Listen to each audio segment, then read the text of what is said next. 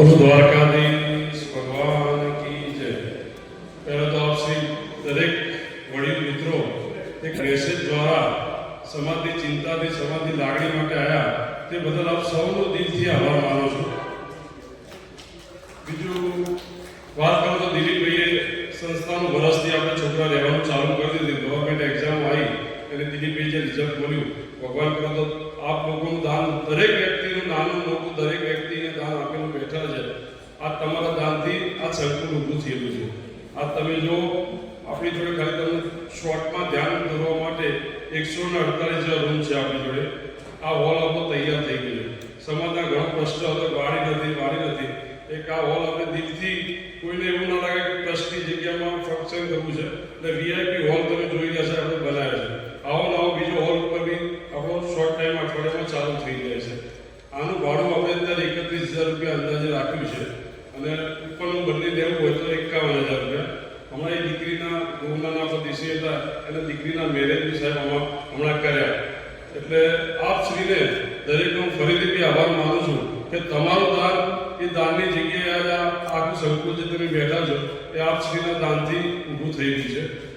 વાત છે મુદ્દો છે કે હવે પહેરાવણી ખરેખર આપણે બધા જોઈએ છીએ કે ઘણું બધું વધી ગયું છે। હવે એની કોઈ લિમિટ નથી, કોઈ મર્યાદા નથી। પહેલા 100 200 ભૂલી ગયા, 500 બી ભૂલી જવા માંડ્યા।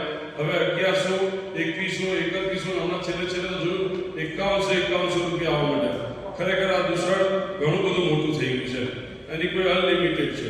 એટલે આપણે લોકો જેવું કે તમે સજેશન આપો, તમે બધા મારા વડીલ છો, તમે સજેશન આપો કે આનો રસ્તો શું, અને આપણે જ આ સત્તા એવું કરીએ કે હું પહેરાવણી આજથી કોઈ જગ્યાએ પહેરાવણી લેવા માંગતો નથી।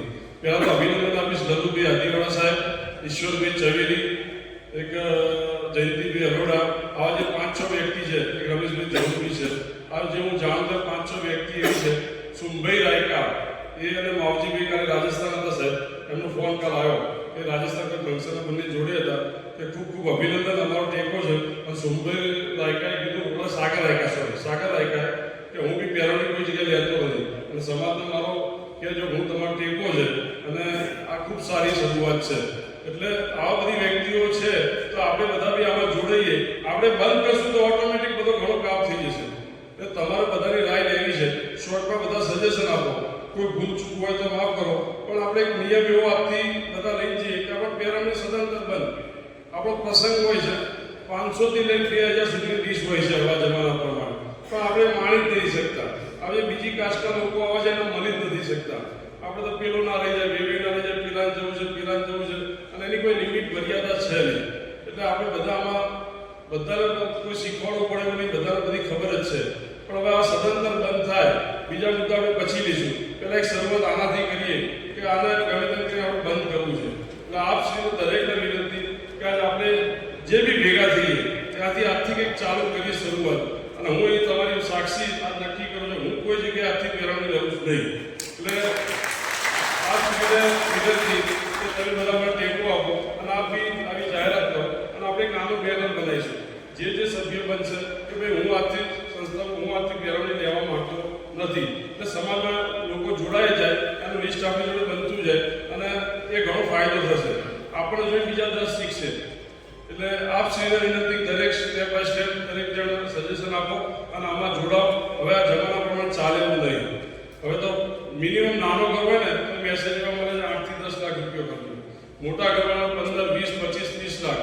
એટલે અમરતભાઈ મેરવાડા આમાં 4 દિવસ પહેલા મળે 30-35 લાખે પહોંચ્યું। એટલે વિચાર કરો સાહેબ, 30-35 લાખ રૂપિયા શું થયું? તમે 30-35 લાખ રૂપિયા સમાજના મેળવેજી જે આપણે જઈએ છીએ તો કોઈ આવો કેમ છે નહીં કહેતા, હું બી આવી ગયો સીધું આવ્યું કમર ખર્ચા મૂક્યો। એટલે આપણે 2100 ના જબ ભાડિયા જેવું થઈ ગયું છે। હવે એ મર્યાદા નથી એમ।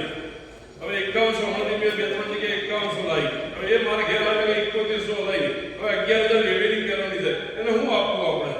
એટલે ખરેખર ચિંતાનો વિષય છે અને આપણે બધા